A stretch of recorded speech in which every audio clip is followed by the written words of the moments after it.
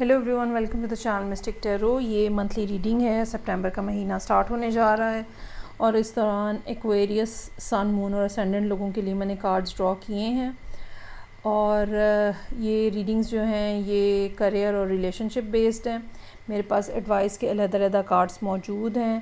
पहले मैं रिलेशनशिप के हवाले से आपको एक्सप्लेन करूँगी और फिर करियर के हवाले से।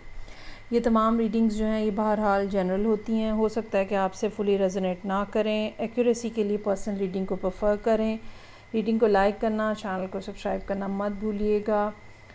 तो स्टार्ट लेते हैं, रिलेशनशिप के हवाले से देखते हैं। अच्छा, डायरेक्टली टैरो के ऊपर जाने से पहले एस्ट्रोलॉजिकली थोड़ा सा मैं बात करना चाहूँगी कि एक्वेरियस, ख़ास तौर पे ये बात उन लोगों के लिए जो कि एक्वेरियस राइजिंग है या एक्वेरियस असेंडेंट है।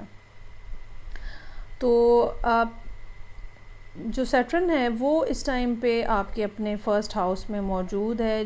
ये जो पोजीशन है सैटर्न की, ये बहुत सारी रियलाइजेशंस को लेकर आती है। और ना सिर्फ रियलाइजेशन होती है बल्कि ये भी है कि आप ऑन ग्राउंड या रियल बेस्ड जो चीज़ें हैं आप वो करने की तरफ मतवज्जो होते हैं। यही वजह है कि आप बेशक एक एयर साइन है, लेकिन यहाँ पे आपकी मौजूदगी जो है वो किंग ऑफ पेंटिकल्स के साथ है। बहुत ज़्यादा प्रैक्टिकल अप्रोच है इस टाइम के ऊपर, और फ्यूचर के हवाले से और करंट सिचुएशन के अंदर बहुत ज़्यादा प्रैक्टिकली आप चीज़ों को देख रहे हैं। काफ़ी सारे यहाँ पे पेंटिकल्स के कार्ड मौजूद हैं जो कि हमें ये बता रहे हैं कि सिर्फ सब कुछ सुपरफिशली या सब कुछ ख़याली नहीं हो रहा है। ठीक है, आप ऑन ग्राउंड कुछ ना कुछ करना चाह रहे हैं। लेकिन पिछले 1-1.5 महीने में जब सैटर्न ने अपनी पोजीशन को स्टेशनरी पोजीशन में सैटर्न रहा है और अब जो है वो रेट्रोग्रेशन में जा रहा है। तो स्टेशनरी पोजीशन जो होती है, अगर ख़ास तौर पे आपकी डिग्री के साथ मैच भी कर रही है या वैसे ही आपकी चार्ट के अंदर कुछ इस किस्म की पोजीशन ले रही है, तो चीज़ों के ऊपर एम्फसाइज़ हो जाता है बहुत ज़्यादा। और आपको मुसलसल 1-1.5 महीना, चूँकि एक ही डिग्री पे प्लैनेट रुका हुआ होता है, तो आपको मुसलसल सोचने का, मुसलसल समझने का, मुसलसल गौर करने का मौका मिलता है।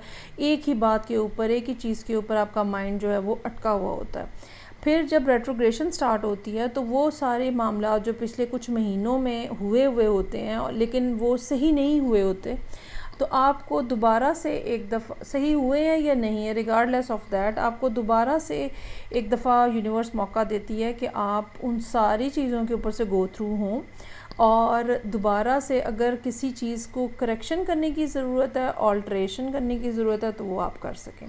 तो यकीनन आपके लिए भी वो टाइम पीरियड स्टार्ट हुआ है और यहाँ पर भी कार्ड्स में वो नज़र आ रहा है कि सूरत हाल इस किस्म की है जहाँ पे अब आप जो भी चीज़ें ऑल्टर करना चाहते हैं, ठीक करना चाहते हैं, चेंज करना चाहते हैं, वो आप कर सकते हैं। सो करियर के हवाले से सबसे पहली बात मैं ये कहूँगी कि यहाँ पे 2 लोग मौजूद हैं।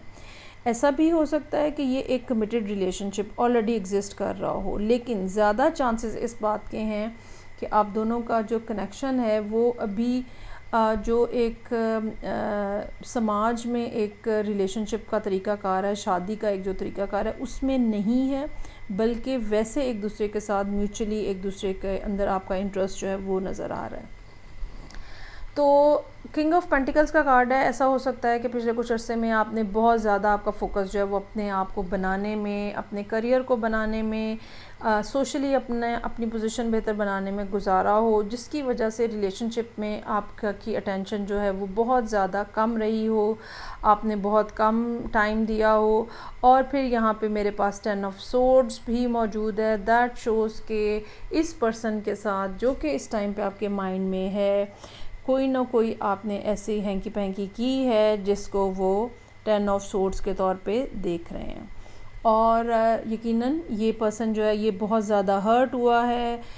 ये पर्सन अपनी जगह पे बहुत ज़्यादा प्रैक्टिकल माइंडसेट के साथ नज़र आ रहा है। मे बी आप किसी अर्थ साइन के साथ डील कर रहे हो, या फिर ये पर्सन जो है ये अपनी लाइफ के अंदर अपने आप को करियर पॉइंट ऑफ व्यू से बहुत ज़्यादा फोकस नज़र आ रहा है। तो 10 ऑफ सोर्ड्स की मौजूदगी हमें यहाँ पे ये बता रही है कि आपने इनको काफ़ी ज़्यादा हर्ट किया है, धोखा दिया है, सीधी सी जो बात है।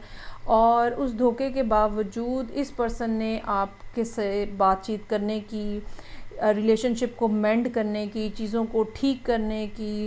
अच्छा, कुछ अगर गलती हो गई है, कुछ अगर ख़राबी हो गई है, let's try again, let's do it again.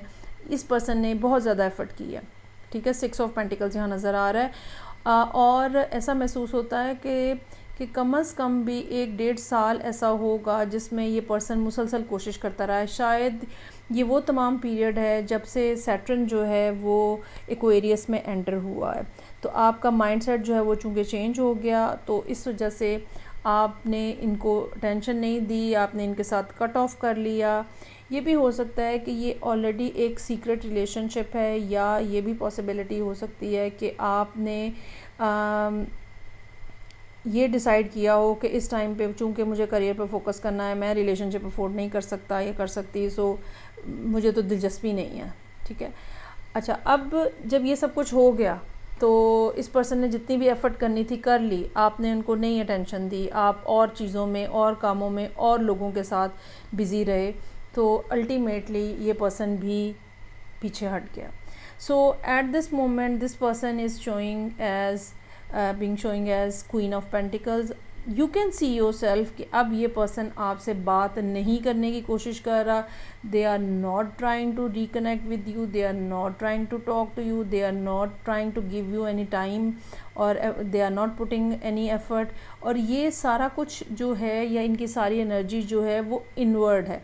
Inward means they are trying to build up their self. ये करियर के हवाले से हो सकता है, हेल्थ के पॉइंट ऑफ व्यू से हो सकता है, अपनी वेल बीइंग के हवाले से हो सकता है, स्पिरिचुअली हो सकता है। तो जैसे जैसे टाइम गुज़र रहा है और ये पर्सन जो है ये अपने आप को बेहतर से बेहतर से बेहतर बनाता चला जा रहा है, ठीक है। इनकी पोजीशन आपकी नज़रों में भी पहले से बेहतर से बेहतर से बेहतर होती चली जा रही है। एक तरफ आपके माइंड में ये है कि ये बहुत ज़्यादा अपने ऊपर फोकस्ड हैं, लेकिन दूसरी तरफ इनका एक शदीद किस्म का चार्म है, एक बहुत हाईली अट्रैक्टिव पर्सन हो सकता है, बहुत ही ज़्यादा काइंड और जेनरस टाइप की एनर्जी है, ठीक है। बहुत ही ज़्यादा केयरिंग, बहुत ही ज़्यादा लविंग। एम्प्रेस जो है वो क्वीन ऑफ कप्स का नेक्स्ट वर्जन है, अल्टीमेट वर्जन है क्वीन ऑफ कप्स का, जहाँ बेतहाशा मोहब्बत है, बहुत ज़्यादा एक मैक्सिमम फेमिनिन एनर्जी है जो कि यहाँ पे नज़र आ रही है। And you can feel that कि you are missing this energy now. क्यों? क्योंकि ये पर्सन जो है जो आपने किया, ठीक है, ये पर्सन उसकी एक मिररिंग किस्म की एनर्जी जो है वो रिप्रेजेंट कर रहा है, और आप दोनों ने एक ही जैसा बिहेवियर अपनाया। हाँ, फ़र्क क्या है, आपने स्टार्ट लिया और इस पर्सन ने उसके को रिस्पॉन्स में फिर वही चीज़ जो है वो की। उन्होंने भी कहा अच्छा ठीक है भाई, आप अपना काम करिए, हम अपना काम करें। अच्छा, अब जब ये महीना स्टार्ट होने जा रहा है सितंबर का, तो यहाँ पे मेरे पास 7 ऑफ वॉन्ड्स का कार्ड है। You are struggling with your emotions and feelings and passion for this person now. और आप जो है वो जितनी भी रुकावटें हैं, जितनी भी मुश्किलात हैं, ठीक है, यू आर सिंपली स्ट्रगलिंग। और अब कोशिश क्या है कि अब किसी तरह से फिर रिलेशनशिप दोबारा बिल्टअप हो जाए। 3 ऑफ पेंटिकल्स और हेरोफेंट की मौजूदगी विद 2 ऑफ कप्स मुझे ये बता रही है कि आप किसी ना किसी कमिटमेंट में जाना चाह रहे हैं, कोई ना कोई रिलेशनशिप को स्ट्रेंथन आप इस तरह से करना चाह रहे हैं कि चीज़ें जो हैं वो एक लीगल बाइंडिंग के साथ या कमिटेड रिलेशनशिप के अंदर जो है वो चली जाएं। व्हील ऑफ फॉर्चून की मौजूदगी हमें ये बता रही है कि चीज़ें आपको जो चीज़ करनी थी या जो चीज़ समझनी थी, नाउ इट्स अ टाइम कि वो अब आप समझें, और उसको जैसे मैंने पहले कहा कि पिछले जो भी 3-4 महीनों में जो भी कुछ हुआ है, अगले 3-4-5 महीनों में अब आपको उसको रीविज़िट करने का मौका मिल रहा है। So it's time to renegotiate the whole thing, ठीक है, क्या करना है, कैसे करना है, और किस तरह से चीज़ें जो हैं वो चलानी हैं। और आपका जो एक अनस्टेबल किस्म का बिहेवियर था, यहाँ पे एडवाइस के कार्ड में भी बिटर स्वीट का कार्ड है, यहाँ पे भी 6 ऑफ पेंटिकल्स का कार्ड है कि कभी तो बात कर ली, कभी चुप हो गए, कभी जवाब ही ना दिया, कभी बहुत ज़्यादा पास जाने की कोशिश की, कभी बिल्कुल ही पीछे हट गए। तो इन सारी मामलात को अब आपको स्कोर को सेटल करने की ज़रूरत है, इस पर्सन के साथ इनको कंफर्ट देने की ज़रूरत है। मून का कार्ड है आपकी जो आपने इमोशंस कहीं अपने दबाए हुए थे, ठीक है, अब वो बाहर आ रहे हैं। और you really want to start up again. 9 of cups की मौजूदगी हमें ये बता रही है कि ये पर्सन जो है ये आपके लिए आपकी डिज़ायर है, आपकी विश फुलफ़िलमेंट है, आप इसको हासिल करना चाहते हैं, अपनी ज़िंदगी में शामिल करना चाहते हैं, लेकिन कैसे किया जाए। ठीक है, जो कुछ आपने किया है, ये बिटर स्वीट 6 ऑफ पेंटिकल्स की जो पोजीशन है, जो कुछ आपने किया है वो अब आपको, ज़ाहिर बात है 10 ऑफ सोर्ड्स भी मौजूद है, वो अब आपको परेशान किए हुए है कि अब मैं इसको कैसे ठीक करूं, किस तरह से इस सारे मामले को ठीक किया जा सकता है। 10 ऑफ पेंटिकल्स का कार्ड है, this is what you really want to give them, कैसे दिया जाए। 10 ऑफ वॉन्ड्स नीचे मौजूद है। इमोशनल प्रेशर जो है इस टाइम पे आपके ऊपर है definitely, and you are simply struggling with everything emotionally. So advice के कार्ड्स में जहाँ एक तरफ मेरे पास बिटर स्वीट है, अपने टेम्परामेंट के ऊपर आपको काम करने की ज़रूरत है, वहाँ पर दूसरा कार्ड जो है वो गॉसिप का कार्ड है कि ये जो आपके दिमाग में खौफ है या ये जो आपको फीलिंग है बहुत ज़्यादा कि जी लोग क्या कहेंगे, ठीक है, you really need to get away with that thought.